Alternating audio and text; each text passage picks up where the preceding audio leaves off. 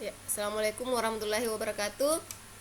Kali ini saya akan memaparkan eh, mengenai pendahuluan tentang materi teknologi bahan konstruksi beton,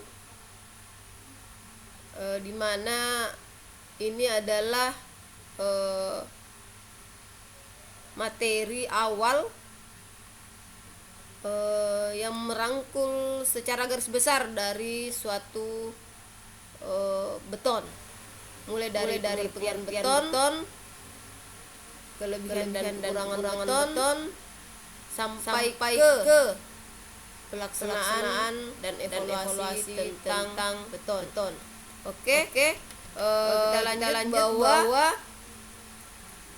sebagaimana kita ketahui pada umumnya masyarakat sudah paham tentang dan menggunakan beton. Namun kita harus pahami apa sih sebenarnya beton. Bukan berarti apa yang terlihat dengan pemasangan batu bata itu dikatakan beton, dengan steran dikatakan beton.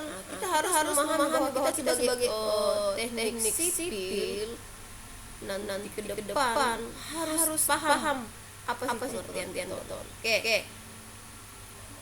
Menurut SNI nomor 32834/2000 itu beton didefinisikan sebagai campuran antara semen Portland atau semen hidrolik yang lain, agregat halus, agregat kasar, dan air dengan atau tanpa bahan tambah membentuk suatu massa padat. Nah, inilah yang dimaksud dengan beton.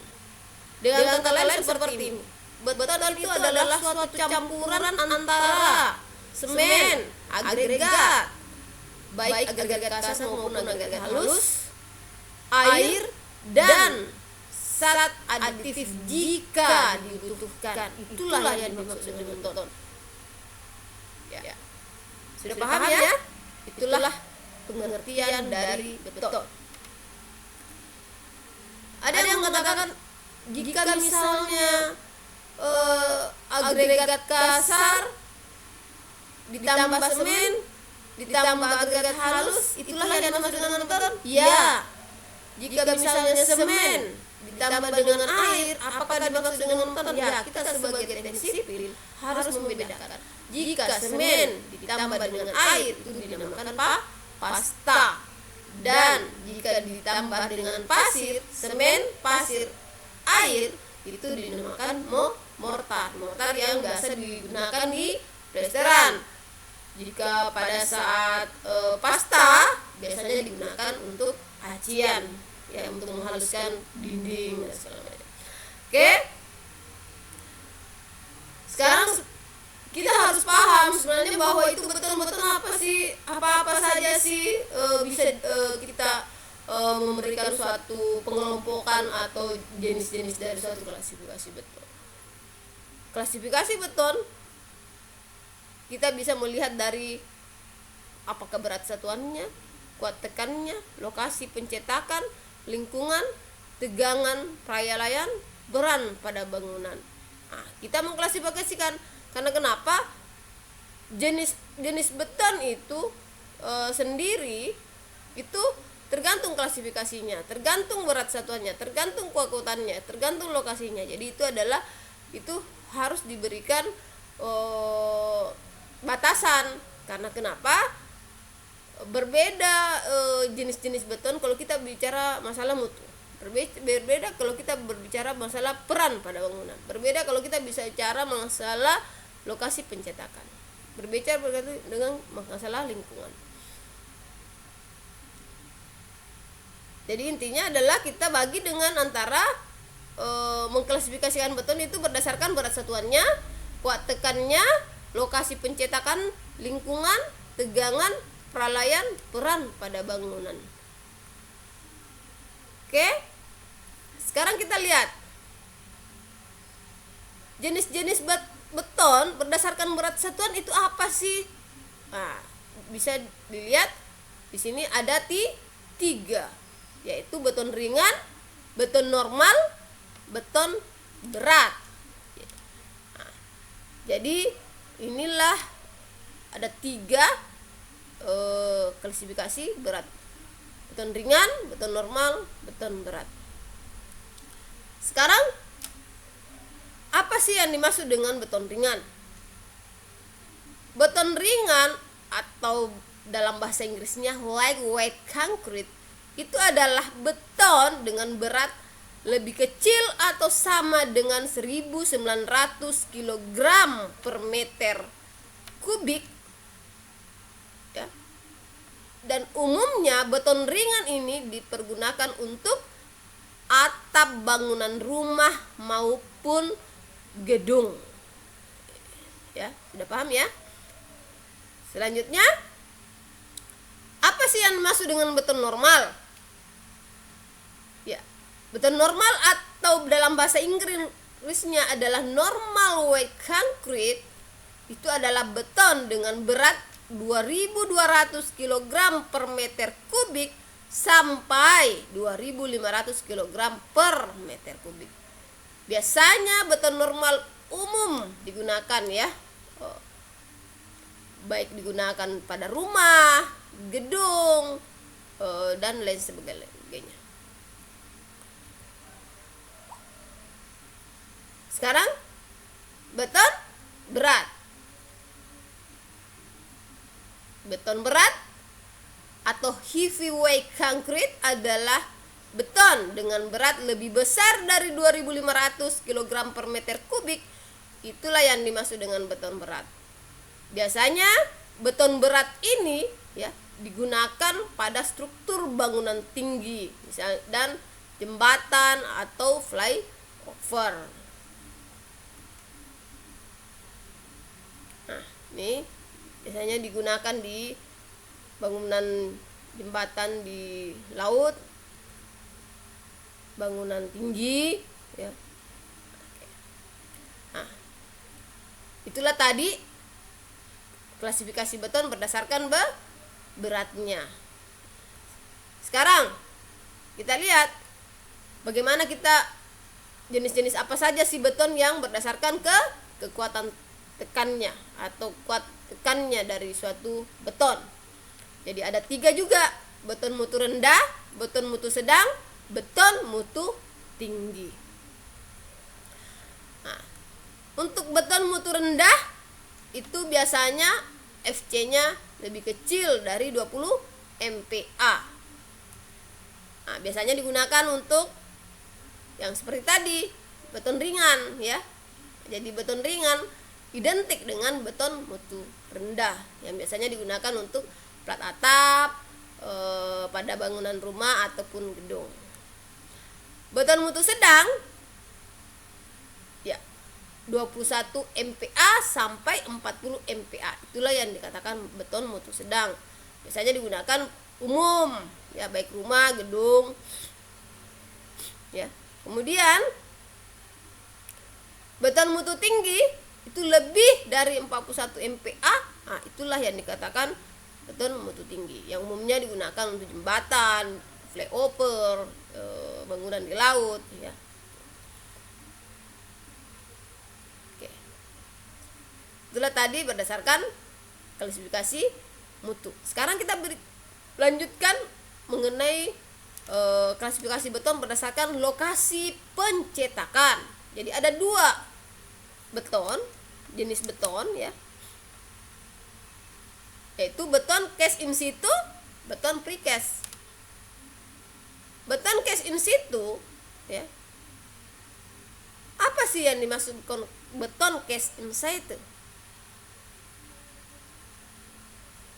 Jadi tulisannya beton cast inside. Jadi itu adalah beton cast inside itu adalah beton yang dicor di tempat, di mana cetakan acuan yang dipasang di lokasi elemen struktur pada bangunan atau gedung infrastruktur. Jadi saya ulang lagi bahwa beton cast inside, bahwa beton yang dicor di tempat, ya, di mana cetakan atau acuan dipasang di lokasi elemen struktur pada bangunan atau gedung atau infrastruktur yang dilaksanakan di lokasi proyek tersebut. Itulah yang dimaksud beton cast inside. Lanjut, beton precast, ya. Beton precast adalah beton yang sudah tercetak atau melalui fabrikasi, ya, fabrikasi khusus. Jadi sebelum dibawa ke lokasi itu beton tersebut sudah jadi, ya, ceritanya sudah jadi di pabrik, baru dibawa ke lokasi proyek. Tadi yang kalau beton cast inside itu adalah dicor di tempat. Kalau beton precast difabrikasi dulu, dibuat dulu, baru dibawa ke lokasi.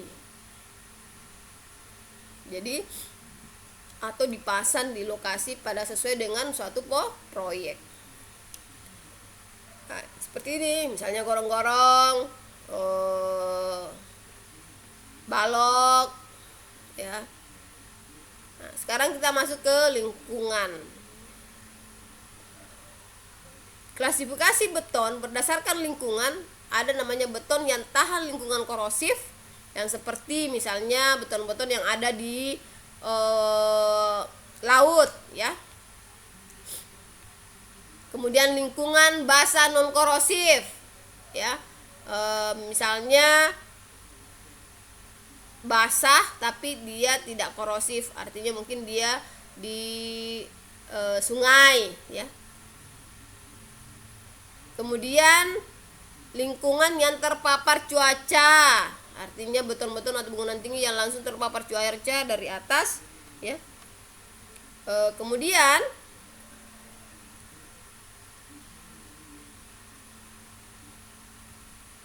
lingkungan yang terlindung, misalnya bangunan yang di dalam, ya, bagian-bagian dalam, lantai, bukan lantai atas tapi lantai bawah, plat sampai ke bawah, itu kan terlindung dari sinar matahari dan hujan dan lain-lain.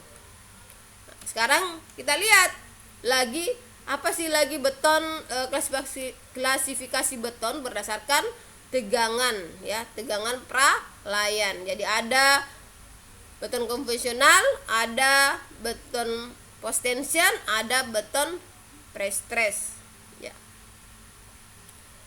Apa sih beton konvensional? Ya, jadi beton konvensional atau yang sering disebut dengan beton biasa atau beton normal itu yang tidak mengalami pralayan, ya, tidak mengalami tegangan pralayan. Artinya apa? Tidak mengalami tegangan sebelum pada saat dibebani, ya. Jadi itu belum. Nanti setelah pembebanan, ya, itu akan mengalami tegangan, namun berdasarkan akibat beban berat, beban sendiri atau beban yang bekerja pada konstruksi tersebut. Nah, seperti itu. Sekarang kita masuk, apa sih yang dimaksud dengan beton pre-stress? Beton pre-stress itu adalah beton yang diberikan tegangan pralayan pada saat pembuatannya dengan sistem, ya. Jadi beton yang diberikan tegangan pralayan pada saat pembuatannya dengan sistem pre-stressing. Jadi artinya adalah beton pre-stress adalah beton yang diberikan tegangan pralayan pada saat pembuatan, ya. Nah, jadi seperti ini kita lihat, ya. Ini ada tegangan yang di sini yang ditarik tendonnya, ya. Jadi seperti ini modelnya. Jadi dia memang langsung ada tegangan, ya. ya. Jadi ini adalah tulangannya. Nah, ini adalah pre-stress. Jadi dia seperti ini. Jadi tarik dulu. Kalau misalnya untuk tulangan, yang diberi tulangan, beton yang diberikan tulangan itu yang dia seperti ini dicor, kemudian nanti akan beban yang ada dia akan seperti ini. Kalau pre-stress, dia ditarik dulu seperti ini ya. Tarik dulu, diberikan tegangan, baru nanti dia melurus seperti ini. Jadi akibat ban ini dia akan bebannya dia akan tidak terjadi lendutan. Lanjut, beton post tension. Jadi ada dua, pre-stress dan post tension. Ya, jadi apa yang dimaksud dengan beton post tension? Itu adalah beton yang diberikan tegangan. Jadi termasuk ini beton prategang ya. Namun demikian berbeda tadi ya dengan pretension, dimana kalau beton post tension itu beton yang diberikan tegangan perlayan pada saat pembuatannya dengan sistem post tension. Artinya nanti setelah jadi baru diberi tegangan. Nah, ini tadi seperti ini strukturnya. Jenis struktur beton prategang ya. Ini penarikan post tension. Jadi sudah jadi baru ditarik. Bagaimana klasifikasi peran beton pada jika kita membahas tentang peran pada bangunan. Nah, jadi beton jika kita klasifikasikan berdasarkan peran pada bangunan, ada beton struktural, ada beton non struktural. Apa yang dimaksud dengan beton non struktural? Itu beton yang tidak menerima beban struktural, artinya fungsinya hanya sebagai penguat biasa dan biasanya tidak menerima beban atau gaya vertikal yang terlalu berat, namun dia ringan ya. Beton ini biasanya digunakan sebagai material dinding praktisi, balok lintel, balok kanopi, atap yang kecil yang tidak panjang dan lebar. Hanya sebagai dekorasi aja. Oke. Beton struktural itu adalah beton yang menerima beban struktur sehingga dalam pengerjaannya memerlukan perhitungan dan spesifikasi bahan yang khusus, di mana beton ini biasanya digunakan pada pondasi, kolom, sluh, balok, plat lantai, tangga dan ring balok. Nah, seperti ini ada ya. Nah, ya. Sekarang kita masuk ke apa sih kelebihan dan kekurangan beton. Sebagaimana kita ketahui bahwa sebenarnya sih apa sih kelebihan dan kekurangan, mungkin pada umumnya masyarakat sudah paham. Namun demikian, saya akan menjelaskan satu persatu. Apa kelebihan, apa kekurangannya. Kelebihan dari suatu beton, yang pertama itu dapat dengan mudah dibentuk sesuai dengan kebutuhan konstruksi, artinya fleksibel ya. Jadi kita bisa memodel beton tersebut. Yang kedua adalah mampu memikul beban yang berat. 3, tahan terhadap temperatur tinggi. Yang keempat, biaya pemeliharaan yang kecil. Yang kelima, sangat baik di dalam menerima tekanan atau kuat terhadap tekan. Apa kekurangannya? Kekurangannya adalah beton yang telah dibuat pada saat mengeras itu sulit lagi dirubah, tidak bisa lagi dibentuk, dan dia akan kita tidak bisa merubahnya ya. Terus pelaksanaannya pengerjaan membutuhkan ketelitian yang sangat tinggi. Samping itu memiliki beban yang berat, terus daya pantul suara yang sangat besar. Itulah kekurangan. Ada satu hal yang perlu dipahami kalau kita bahas beton menuju ke nanti kita akan belajar beton bertulang. Kelebihan dari beton itu adalah memiliki kuat tekan ya, kekuatan daya tekan ya yang tinggi. Namun kekurangannya adalah memiliki kuat tarik yang sangat kecil, sehingga itulah perlu nanti dikombin dengan tulangan, di mana tulangan atau baja memiliki sifat kuat tarik yang tinggi. Perbedaan kuat tekan antara beton kubus dengan silinder ya. Biasanya kalau dalam evaluasi kita sudah di proyek, biasanya kita mengambil sampel dan perlu diketahui berapa sih mutu dari beton yang kita desain ya, atau kita sudah siap dicor, dan kita harus tahu evaluasi apakah ini sudah memenuhi syarat atau belum. Nah, kuat tekan antara beton kubus dan beton silinder itu ditinjau dari besar atau gaya beban yang diterima per satuan luas. Artinya sama rumusnya, berarti beban dibagi dengan luas. Namun demikian, luasan beton dengan beton pada silinder dan beton pada kubus itu berbeda. Kalau silinder kan luasannya luas permukaannya adalah bulat lingkaran, berarti PR kuadrat. Kalau untuk kubus kan segi 4, berarti panjang kali lebar L kali L. Nah, ada beberapa perbedaan di sini kuat tekan antara beton kubus dengan silinder ya. Jika misalnya kita menguji kuat tekan silinder ya, itu biasanya jika sudah diperoleh 2, 4 itulah kuat tekan dari beton tersebut. Namun jika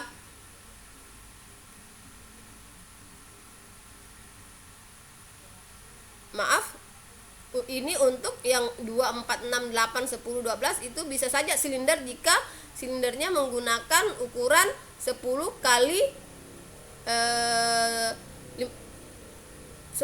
20. Artinya apa? Jadi silinder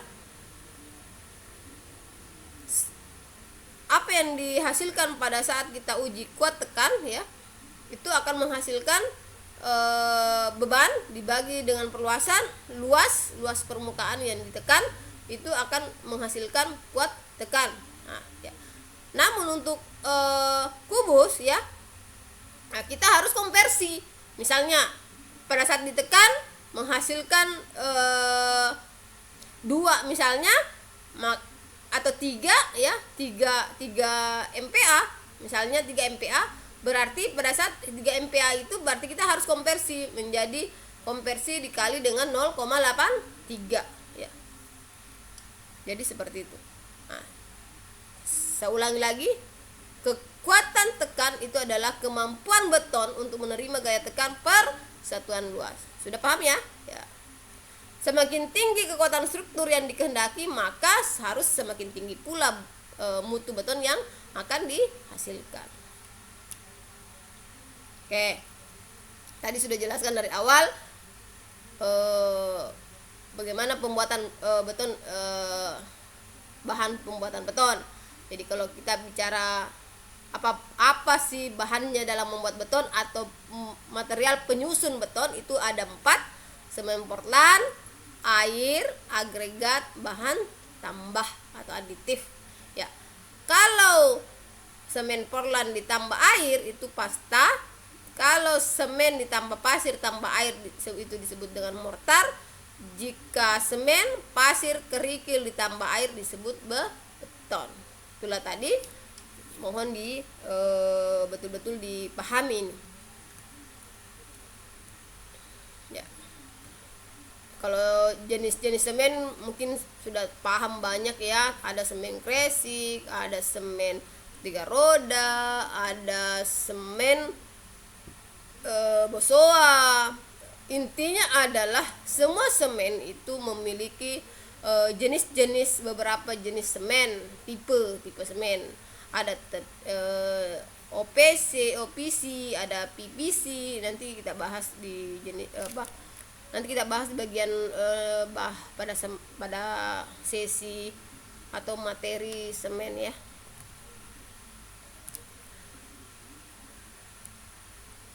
Air ini adalah agregat kasar, agregat halus, agregat kasar. Ini seperti ini agregat halus, ini agregat kasar.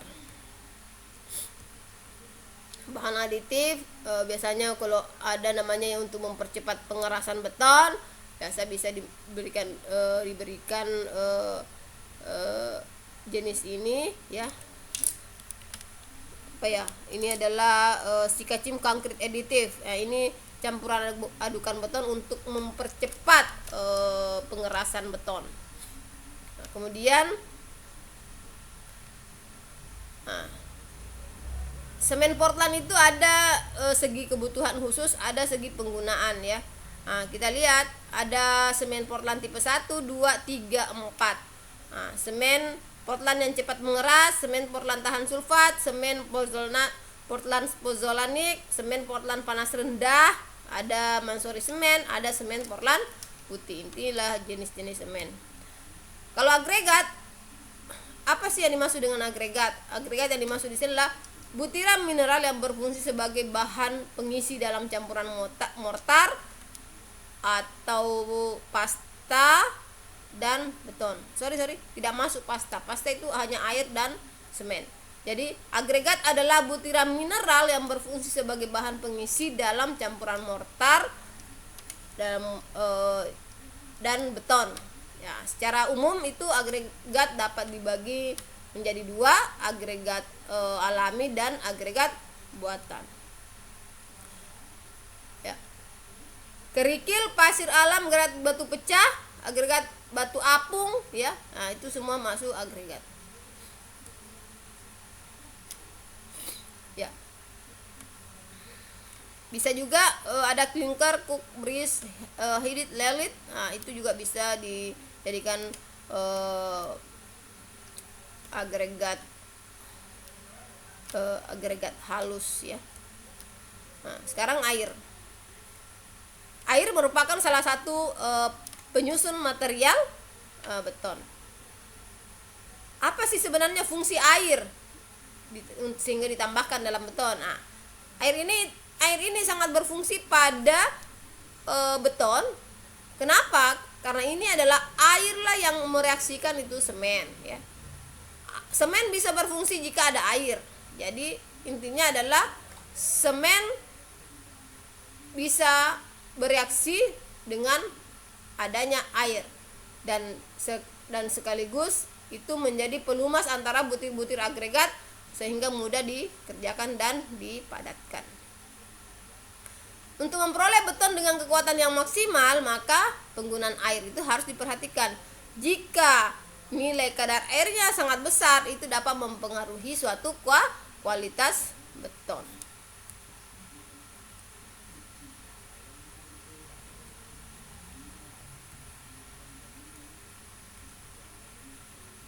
Kemudian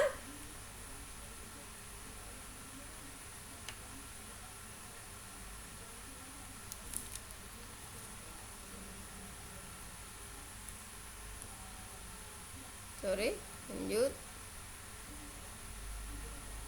bahan tambah ya. Kita lanjut ke bahan tambah. Bahan tambah ada bahan tambah kimia, ada bahan tambah aditif. Bahan tambah kimia ada A, B sampai F sampai G. Nanti kita bahas satu persatu. Bahan tambah aditif terdiri dari pozzolan, fly ash, slag, dan silika foam. Proses pembuatan beton. Ini ada, kita lihat ya bagaimana cara proses pembuatan beton. Yang pertama adalah kita harus tahu bagaimana spek dan perencanaan campuran.